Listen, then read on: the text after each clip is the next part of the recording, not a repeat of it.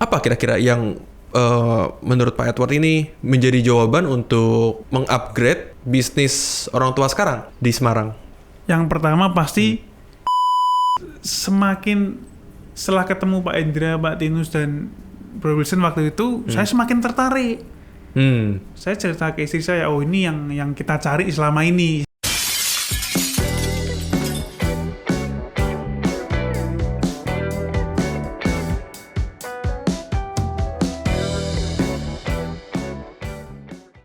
Pertanyaan saya, kenapa nggak balik ke Semarang, terus toko kaca Mataram langsung diperbaiki yang lebih baik? Mama saya tuh sering nanya, kapan kamu pulang? Maksud suruh bantuin toko lagi nih. Kan ilmu udah punya nih, ilmu kaca, ilmu pasang, ilmu ini. Iya. Aku juga sering ngobrol sama papa. Aku belum mau pulang, maksudnya belum tertarik untuk nerusin toko. Karena kalau menurutku, toko sekarang yang ada nih kuno sistemnya, Wilson. Oke. Satu sistemnya kuno dan kaca yang dijual juga masih kaca umum ya. Jadi aku rasa sebenarnya ini balik lagi cerita lagi. Aku ngelihat aku punya satu om lagi. Itu dari mama tapi ya. Dia juga berkecimpung di dunia kaca. Oke. Bedanya kalau papa saya itu terpasang punya tempat toko, kita ada pekerja tetap, istilah ada apa ya, operasionalnya sudah berjalan tuh, jadi ada beban tetap. Ya, fixed cost. Ya, fixed cost ya. Kalau om saya itu dia cuma istilahnya makelar ya, Wilson ya. Jadi orang cari apa? Memanfaatkan link kenalan Om Bro Edward ini gitu. Jadi orang butuh kaca polos, butuh kaca riben, butuh kaca apa, om saya yang sediakan, carikan di situ. Oke. Jadi om saya disupport sama salah satu distributor kaca di Semarang, dia dibalikin ke end usernya dia, pelanggannya dia. Oke. Itu dua sistem yang sangat berbeda dibandingkan dengan toko papa waktu itu. Iya, sangat berbeda sistemnya, Wilson. Dari satu, om saya tuh tidak punya orang, tidak punya pekerja, tidak punya tempat. Jadi dia buka DO di mana, nanti tinggal dikirim kemana. Iya. Jadi mengandalkan diri sendiri. Iya. Dan jaringan atau kenalan yang udah ada langsung ditemukan di project seperti itu. Betul. Oke, sistemnya beda. Ya, sistemnya beda banget kan. 180 derajat berubah. Satu, kita harus stok, kita harus mikirin kalau nggak ada kerjaan, gaji orang dan sebagainya. Iya. Kalau yang satunya lagi, kita nggak perlu mikirin itu. Selalu ada. Orang minta, kita kasih. Orang minta, kita kasih. Sesuai kebutuhan kan maksudnya. Ya, kita tinggal manage selisih dari harga jual dan harga beli aja. Oke. Tidak ada resiko lagi kecuali pembelinya dia nggak bayar. Betul. Nah, apa yang membedakan itu sehingga ada pertimbangan membandingkan antara sistem toko yang punya fixed cost dengan yang bisa langsung dikonekin sesuai kebutuhan? Aku mikirnya begini, kalau aku beberapa kali juga ngobrol sama om saya itu, kamu ini kalau punya gudang, kamu punya stok lebih banyak, kamu enak. Oh, oke, dari segi? Maksudnya kan kita punya tempat nih. Iya kan, tapi omku selalu nggak mau. Oh ya benar, daripada dia ngeluarin kos kan. Selain kita punya tempat, kan harus ada orang yang handling di situ nih. Betul. Biasanya. Daripada kamu bayar orang ini, mending dititipin dulu di tempat mana, nanti kirim, tinggal bayar jasa bongkar atau sebagainya. Dia nggak nanggung resiko apa-apa. Betul. Oh ya benar. Makanya kalau aku harus buka toko lagi. Atau nerusin toko papa saya, kalau jual kaca cuma lembaran itu untungnya dikit, marginnya kecil. Oke. Ya, terus dengan fixed cost yang sudah berjalan, marginnya terlalu sedikit. Dirasa seperti itu atau gimana? Iya. Jadi gini, kalau kita nggak punya modal banyak, kita beli bisa harga lebih murah kalau volume banyak, kita pembayaran cash dan sebagainya. Betul. Kita akan dapat profit lebih gede kalau jual ke mereka, tapi kita harus kasih waktu tempo pembayarannya mereka. Berarti kan time is money ya? Time is money. Betul kan? Iya. Betul. Jadi kan selisih di situ nih, Wilson. Berarti kita mesti punya hard cash untuk selisih dari profit seperti itu kan, betul. Itu sistem yang berjalan untuk om saya. Oke. Semua yang dibeli om saya itu pasti cash. Yang dijual pasti tempo. Oke. Tapi Pak Edward tidak mau mengarah ke situ untuk toko kaca papa yang sekarang gitu. Untuk toko kaca sih, aku lebih pingin punya toko kaca daripada seperti itu sebenarnya. Oke. Aku nggak mau jual lembaran. Aku lebih mau jual jasa pasang dan sebagainya. Marginnya lumayan. Oke. Plus juga background dari kontraktor ini bisa kepake lagi gitu kan ya. Iya. Selain itu masih ada untungnya lah. Masih bisa berasa marginnya masih ada. Oke. Tapi jangan lupa kalau kita mainnya kaca umum, kaca polos, kaca yang common yang ada di pasaran. Saingan kita tuh banyak, Wilson. Oke, jadi ini masuk ke poin kedua. Pertama, pola margin yang berubah karena ada rancang bangun, building faktor. Yang kedua, kita mesti build and design ya. Build and design. Yang kedua, dari segi material kacanya mesti berbeda daripada kaca-kaca kompetitor gitu ya maksudnya. Betul. Oke. Jadi saya sempat pingin buka toko kaca, tapi kok masih toko kaca yang umum buat apa buat aku? Oh gitu. Banyak saingannya. Tapi kan Pak Edward dan tim dari toko kaca yang sekarang bisa menambah dari segi speed, lebih cepat, lebih rapi pemasangannya, lebih mungkin dari segi harga mungkin bisa lebih kompetitif. Kenapa tidak mengarah ke sana? Awalnya kan kita mengarah ke sana nih, Wilson. Sementara yang berjalan kan ke arah sana dulu. Kita harus bisa kasih harga yang bagus ke customer. Kita harus kasih service yang bagus juga ke customer kita. Karena kalau enggak, ada toko kaca lain atau aplikator lain lah ya istilahnya ya, yang berani dengan harga lebih murah dari kamu. Oke. Atau paling nggak sama dengan harga kamu. Nah, makanya mau nggak mau kan kita lebih murah. Nah, di situ satu titik saya merasa kalau gini terus persaingan semakin banyak, project itu cuma sedikit ya biasanya. Di Semarang nih, saya ngomong di Semarang, project di Semarang itu sedikit, tapi kompetitor banyak. Kuenya sedikit tapi pemainnya banyak. Salah satunya kenapa saya lari ke Jakarta. Saya mau mengembangkan pasar di Jakarta. Di Jakarta itu kuenya banyak, pemainnya juga banyak. Jadi seenggaknya impas. Masih banyak yang bisa dieksplor di Jakarta sebenarnya. Tapi kalau di Semarang masih seperti itu, ya kita kalah dengan yang berani lebih ini ya. Yang lebih ekstrim mungkin. Ekstrim ya. Nah makanya udahlah aku pingin buka sendiri tuh belum kesampaian. Saya sebenarnya sempat cari-cari ruko di Jakarta, mau stok kaca di Jakarta karena di Jakarta sistemku ya balik lagi apa adanya. Jadi di Jakarta kan temanku juga banyak nih, dia mau benerin rumah mau apa, mesti kaca dikasih ke saya. Nah, aku kan juga carinya sesuai dengan kebutuhan. Aku nggak mau stok kaca dan sebagainya.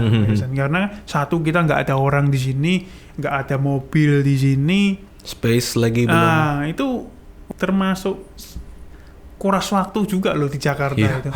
Semarang ya gampang, kita dari tempat kita langsung kirim.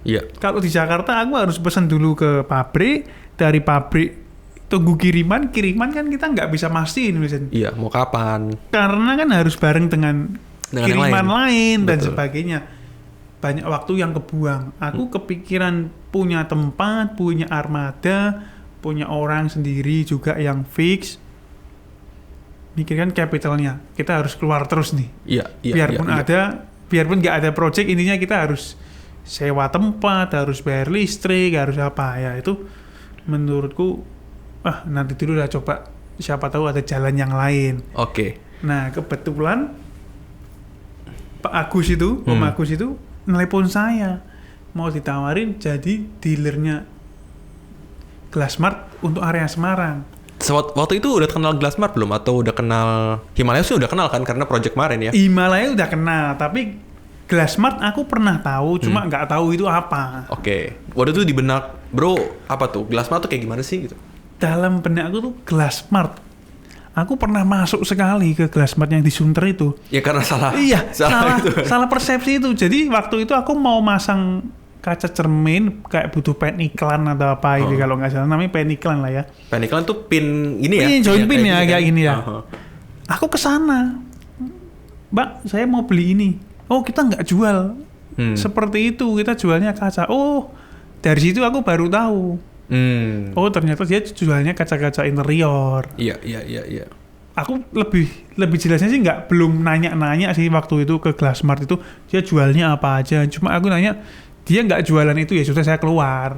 Iya. Nah, baru kemarin dijelasin sama Pak Indra dan Pak Linus itu, oh Glassmart itu apa sih? Oh ya baru. Berarti kan dari Pak Agus. Pak Agus yang telepon. Pak Agus yang ngasih info dulu pertama. Kamu mau nggak kalau diusulin ada kesempatan jadi distributornya Glassmart di Semarang, Himalaya Abadi. Kalau Himalaya Abadi kan aku udah tahu ya, Wilson ya. Yo nggak apa-apa, tapi ini belum tentu terpilih. Tapi menurutku ya sudah nggak apa-apa, kita coba aja. Kita kan nggak tahu juga. Oke. Semakin setelah ketemu Pak Indra, Pak Tinus dan Bro Wilson waktu itu, saya semakin tertarik. Saya cerita ke istri saya, oh ini yang kita cari selama ini, istilahnya begitu. Oke, berarti yang dicari selama ini untuk menjawab dua persoalan itu ya? Iya betul, dua persoalan itu, Wilson. Persoalan pertama dari pola kerja yang tidak perlu fight dengan cash keras untuk capital. Yang kedua, memiliki produk yang berbeda dari toko kaca yang lain. Iya. Betul kan? Iya. Bagaimana tuh yang di benak Bro Edward sama istri, Glassmart itu menjawabnya seperti apa dari dua hal ini? Satu lagi selain dua faktor tadi ya Wilson ya. Selama PSBB ini, aku lihat-lihat hampir semua orang tuh bangun rumah. Ya betul. Mereka nggak bisa keluar negeri, mereka bangunnya rumah. Iya. Mereka bagusin rumah-rumahnya. Aku sudah kepikiran pingin buka interior di Semarang, Wilson. Buat melayani market itu. Market itu, karena kalau di Jakarta sudah banyak lah ya yang main interior ya Wilson ya. Maksudnya iparku sendiri main interior, temanku sendiri juga main interior. Nah, aku pernah mengerjakan interior sendiri tuh baru skupnya meja pantry lah, kitchen set itu kitchen set, terus pintu-pintu engineering door. Itu saya sering ngerjain. Aku punya tukangnya sendiri Wilson, tapi belum ke explore untuk interiornya rumah, interiornya showroom itu kita belum pernah. Oke. Karena memang kita nggak punya tim desain. Itu sudah desain dari orangnya, kita tinggal build-nya. Oke. Nah, ini menurutku ini salah satu pasar nih interioran nih. Terus yang kedua, produknya Himalaya ini memang bagus banget, Wilson. Oke. Aku waktu mampir ke yang Himalaya yang di Kelapa Gading itu yang di sini kaget juga aku. Maksudnya, belum pernah berarti sebelumnya? Sebelumnya belum pernah. Sebelumnya belum pernah. Okay. Terutama aku ngelihat kaca switch glass. Switch glass sebenarnya aku pernah sering masang. Namanya bukan switch glass dia namanya cuma ngasih nama smart glass. Orang Semarang juga itu Wilson. Nama generik ya smart glass ya. Aku kalau di Jakarta bantu dia pemasangan. Iya. Tapi monoton, hidup mati. Udah itu yang tak lihat nih Wilson. Tapi begitu kemarin aku ngelihat di sini bisa dikombinasikan dengan proyektor, bisa dikombinasikan dengan touchscreen. Itu sudah jauh ke depan. Bayanganku jauh ke depan, dan aku pun yakin banyak orang belum terbiasa dengan sistem itu. Itu dari segi smart glass nih atau switch glass? Iya, dari smart glass, switch glassnya. Terus produk-produk yang lain, impresi awalnya gimana Pak? Interior itu sangat berkembang nih. Sekarang nih lebih menarik kontraktor interior daripada kontraktor sipil, Wilson. Lebih menarik dari segi business wise interior dibanding sipil. Ya, kalau menurut saya ya. Karena sipil nih, kita dibandingkan apple to apple, point to point bisa. Misalnya nih ya, pengecoran per meter kubik kontraktor A berapa, kontraktor B berapa, kontraktor C berapa. Itu harganya udah kayak common knowledge gitu ibaratnya. Bisa di breakdown, Wilson. Ketahuan margin yang kamu ambil berapa dan sebagainya. Iya. Tapi kalau interior kan banyak elemen-elemen desain di dalamnya gitu ya maksudnya. Interior yang dijual itu bukan cuma produk terakhirnya seperti apa, ya kan? Tapi kan sistem, maksudnya kita menyampaikan desainnya, biarpun sama-sama meja nih, banyak ini, silakan berkreasi. Outputnya bisa beda. Iya. Banyak. Nah, di sini harga tidak bisa jadi baku. Karena si interior A pakai material A, si B pakai material B, ini sistemnya beda. Jadinya tidak bisa di-compare dengan sesimpel itu. Iya. Sisi taste-nya dari masing-masing interior beda. Oke. Nah, jadi harga itu tidak bisa benar-benar kamu mahal, kamu murah. Gini. Ya tergantung. Misalnya kamu disuruh minta bikin meja ukuran sekian, bahannya ini. Ya terserah kan kita desainnya dan sebagainya kan. Oke. Nah, itu kan bisa beda. Iya, betul. Tinggal nanti end user itu milih mana yang lebih menarik menurut dia. Selain dari sisi harga juga ya mesti ada pertimbangannya kan. Pasti. Nah, tapi kenapa nggak ke interior? Kenapa balik lagi ke Glassmart? Kenapa memilih Glassmart? Mungkin karena kebanyakan banyak banget produknya dipakai untuk interior. Betul. Terus juga kenapa Glassmart selain dari pembicaraan soal interior tadi, apa kira-kira yang menurut Pak Edward ini menjadi jawaban untuk mengupgrade bisnis orang tua sekarang di Semarang? Yang pertama pasti karena kita akan jadi distributor, maksudnya untuk area Semarang itu kita tidak ada kompetitor ya biasanya. Memang di sini kan memang pasar kita tidak bisa dibandingkan dengan yang lain. Maksudnya kaca yang lain kan enggak ya. Iya, kan jadi marketnya berbeda. Marketnya beda. Oke. Marketnya beda dan market ini menjawab kebutuhan orang-orang sekarang ini. Mereka nggak mau sesuatu yang umum. Mereka lebih kayak yang spesifik, lebih yang artistik. Yes. Ya, menurutku produk-produk Himalaya ini sangat bagus. Saya sudah sebelum resmi ditunjukkan, saya banyak teman interior, banyak teman arsitek dan beberapa end user itu saya juga udah coba pertanyakan. Iya. Kenal nggak sih produknya Himalaya dan sebagainya, kaca-kaca interior tuh tahu nggak sih? Kalau dari segi konsultan arsitek sama interior, mereka sebagian besar sudah tahu, bahkan sudah pernah semua berhubungan. Nah, dan mereka jawabannya satu, bagus produknya, kedepannya pun juga bagus. Kedepannya yang bagus maksudnya gimana tuh? Saya nanyanya begini biasanya. Halo bro, kamu pernah denger nggak produknya Himalaya gini-gini kan? Oh, aku pernah pakai, memang produknya bagus. Nah, menurutmu gimana? Aku kalau sampai ditunjuk untuk distributor di area Semarang, kan saya tanya gitu ya biasanya.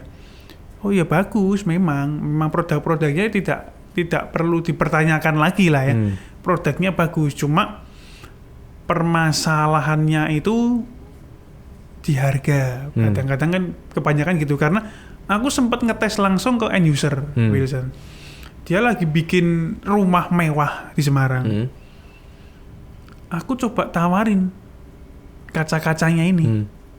Tapi memang responnya dia secara personal positif. Oh, memang bagus produknya gini-gini. Tapi ujung-ujungnya balik lagi ke harga. Yeah.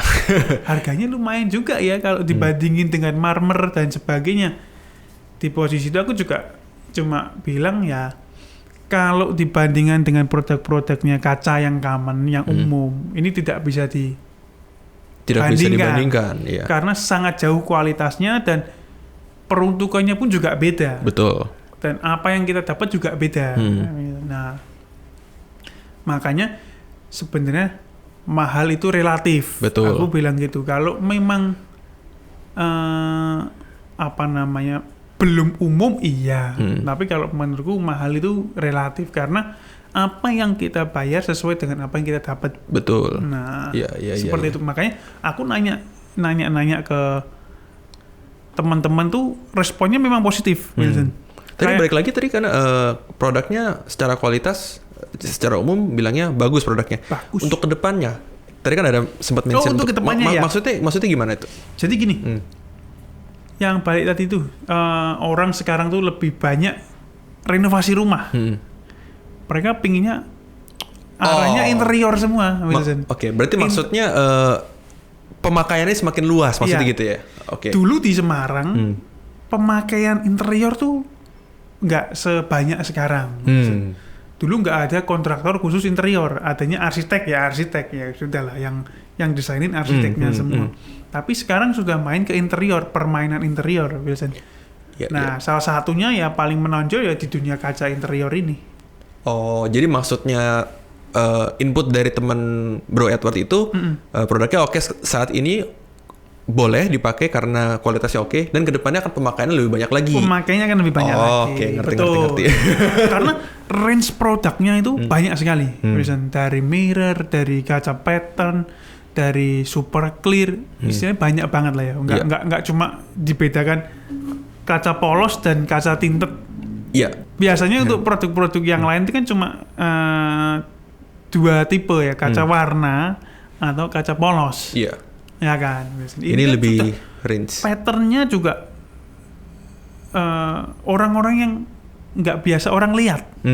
Jadi ada yang corak apa tadi? Water cube misalnya. Water cube gitu-gitu kan. Itu yang mungkin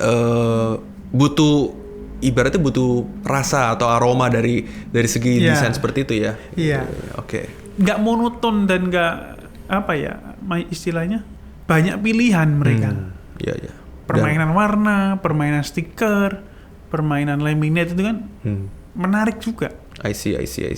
Orang-orang yang pingin apalagi kayak kaca switch dan profilit ya kalau nggak salah itu istilahnya ya, itu sangat jarang masih di Indonesia sini ya. Iya. Kalau kaca tekstur, kaca warna mungkin udah beberapa sudah main ke situ ya. Familiar dengan itu ya.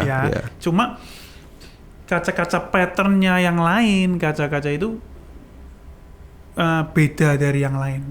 Bisa sampai ke tebal 10 mili, bisa dibikin temper dan sebagainya. Oke. Jadi buat teman-teman yang nonton, Pak Edward atau Bro Edward ini udah menjelaskan keunggulan bergabung di jaringannya Glassmart. Karena dengan bergabung di jaringannya Glassmart dapat banyak benefit. Dalam artian satu, pola bisnis orang tua bisa diperbaiki, ditingkatin, lebih modern. Dari segi permodalannya juga berbeda pola kerjanya ya, dari segi kaca lembaran ya. Terus juga mungkin saya summary lagi, produk yang berbeda ini juga akan penting. Produk berbeda karena secara kompetitor lebih sedikit dibandingkan produk umum. Dan yang ketiga, mungkin yang saya tangkap dari summary-nya adalah aplikasi interior yang semakin besar di daerah Semarang. Karena khususnya Indonesia sih ya, khususnya Semarang itu karena saya lihat pasarnya sekarang sudah banyak hotel mewah. I see. Si hotel bintang 5 lah sudah mulai masuk ke daerah Semarang ini karena pariwisatanya juga ditingkatkan, pasti pendukung-pendukungnya juga harus berkembang. Ngomong-ngomong, kalau apartemen gimana di Semarang? Industri apartemen tuh tinggi nggak sih? Industri apartemen di Semarang sekarang tuh Louis Kien aja udah ada 3. Ya, terus belum apartemen-apartemen yang lain kayak PP dan sebagainya itu dia masih bangun proses pembangunan, proses konstruksi. Nah, menurutku itu salah satu pasar juga nih, Wilson. Karena kalau kita bisa masuk ke mereka, kita bisa joint operation sama mereka. Istilahnya kalau kita bisa support kaca cermin kamar mandinya lah, atau backdropnya lah, atau apa, itu sangat menarik. Volumenya akan dikali berapa unit gitu ya? Selain volume juga memang dia akan dapat kualitas yang lebih dari yang biasa ya, Wilson ya.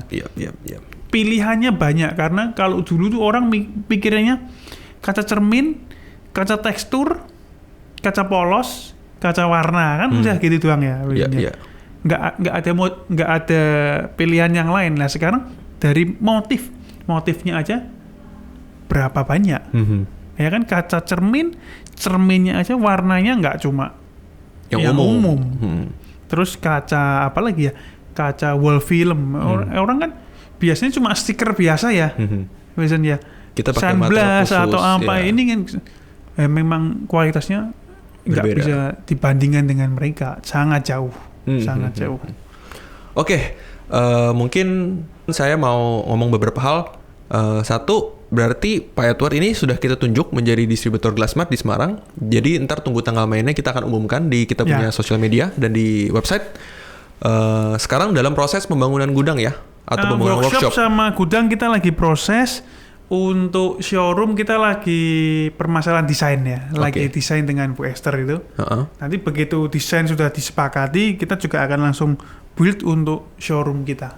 Berarti tentatif estimasinya di akhir tahun 2021. Kita harapkan di 6 bulan. Saya sih punya target opening tuh di November ya. Jadi kita harap di akhir tahun kita bisa rampungkan dari workshop dan showroomnya gitu ya. Tapi harapan saya 3 bulan pertama ini kita sudah bisa running. Cuma belum full, maksudnya belum grand openingnya belum. Berarti setidaknya sudah bisa handle kerjaan. Sudah bisa handle kerjaan di Semarang dulu, sudah bisa representatif di area Semarang. Nah nanti November sih saya pinginnya grand opening untuk yang showroomnya. Nah itu mungkin nanti kita panggil dari pusat, kita peresmian dan sebagainya di November itu. Kita tunggu tanggal mainnya aja. Thank you udah mampir di showroom kita di Kelapa Gading. Thank you. Udah sempat sharing di podcast ini. Jadi buat teman-teman yang nonton, jangan lupa untuk like, share, dan subscribe di channel Himalaya Abadi. Atau buat teman-teman yang mendengar dari Spotify, jangan lupa untuk follow kita di Spotify. Dan hubungi kami juga di www.himalayabadi.com. Untuk Glassmart Semarang nanti informasinya akan ada di www.glassmart.co.id, dan juga ntar ada akun Instagramnya untuk Glassmart Semarang. Sampai jumpa. Itu ya. Iya betul. Sampai jumpa di episode berikutnya.